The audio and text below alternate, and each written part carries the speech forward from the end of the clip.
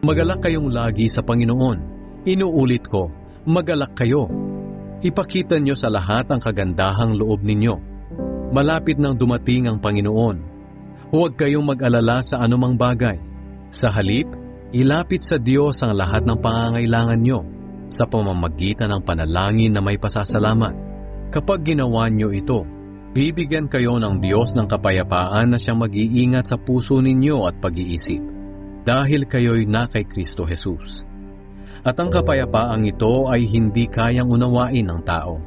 Bukod diyan mga kapatid, lagi ninyong isaisip ang mga bagay na mabuti at kapuri-puri, mga bagay na totoo, marangal, matuwid, malinis, maganda at kanais-nais.